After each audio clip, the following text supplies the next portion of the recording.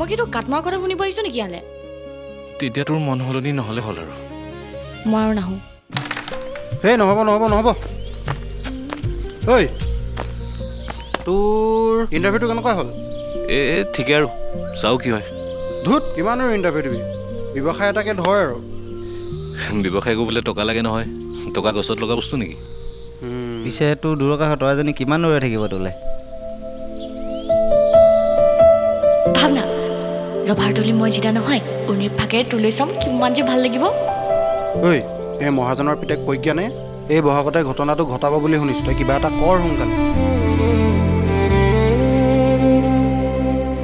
প্ৰথমে বিশ্বাস কৰিবলৈ শিক, তাৰ পাছত ভাল পোৱাৰ নাম দিবি।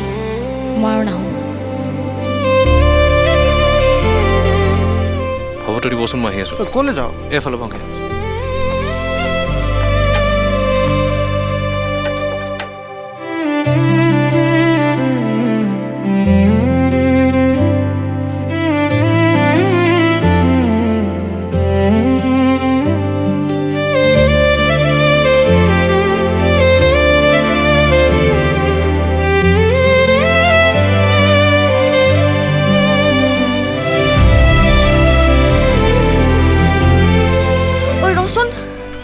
ৰচোন ৰ মন সলনি হোৱা মানুহৰ ইয়াত কি কাম?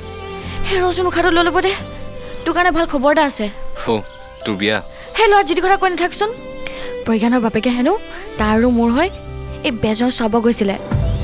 1 বছৰৰ কাৰণে আমাৰ দুটাৰ বিয়া একো লগ্ন নাই। কথা মানে বহুত দূৰ পালেগে। হে তই ভালে পাব লাগে, অন্তত তই অকণমান সময় পাইছ। ইয়াৰ পৰা কি হ'ল? মাৰ আকৌ গাটো বেয়া হোৱা নাইতো? এইখন ল, দদাই দুৱে দি পঠাইছে, তোৰ চাকৰিটো হৈ গ'ল বোলে। অ' কৃষ্ণ কৃষ্ণ।